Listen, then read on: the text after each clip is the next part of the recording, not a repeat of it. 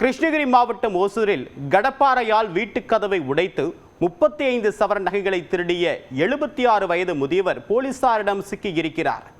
திருடிய நகையை விற்று மாந்திரீகம் படிக்க முயன்றவர் போலீசாரிடம் சிக்கியது எப்படி?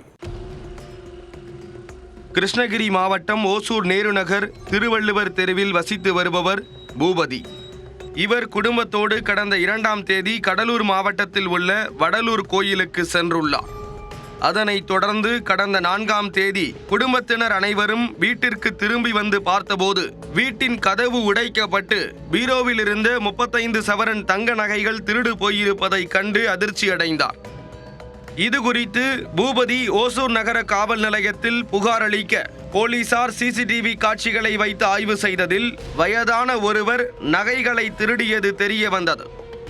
தொடர்ந்து நடத்தப்பட்ட விசாரணையில் தருமபுரி மாவட்டம் அதிகொன்பாளையம் அருகில் உள்ள நரசையாபுரம் பகுதியைச் சேர்ந்த முகமது சித்திக் என்பவர்தான் நகைகளை திருடியது தெரிய வந்தது.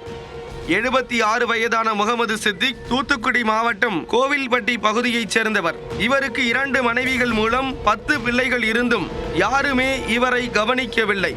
இதனால் கடந்த மாதம் ஓசூர் பகுதிக்கு வந்து ரயில் நிலையம் பகுதியில் 15 நாட்களாக படுத்து உறங்கி அப்பகுதியில் உள்ள வீடுகள் பூட்டப்பட்டு திருடுவதற்கு ஏதுவாக உள்ளதா என நோட்டமிட்டு வந்துள்ளார்.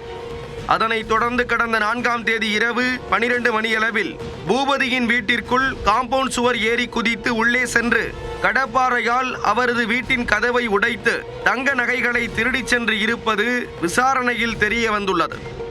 முகமது சித்திக் திருடிய நகைகளை அவரிடம் இருந்து போலீசார் பறிமுதல் செய்தனர். முதியவர் முகமது சித்திக் கடந்த சில ஆண்டுகளுக்கு முன்பு கொலை மற்றும் கொள்ளை வழக்குகளில் சிக்கி வேலூர் சிறையில் அடைக்கப்பட்டு கடந்த 2023ஆம் ஆண்டு சிறையிலிருந்து வெளியே வந்ததும் போலீசார் விசாரணையில் தெரிய வந்துள்ளது. பிழைப்பதற்கு வழியின்றி மீண்டும் அதே திருட்டு தொழிலில் இறங்கியதாகவும் இந்த திருட்டில் கிடைக்கும் பணத்தை வைத்து மாந்திரீகம் படித்து மந்திரவாதியாக ஆவதற்காக திட்டமிட்டதாக தெரிவித்துள்ளார் முகமது சித்திக். போலீசார் முகமது சித்திக்கை கைது செய்து ஓசூர் நீதிமன்றத்தில் ஆஜர்படுத்தி சிறையில் அடைத்தனர். மந்திரவாதியாக ஆசைப்பட்டவர் தற்போது சிறையில் கம்பி எண்ணிக் கொண்டிருக்கிறார்.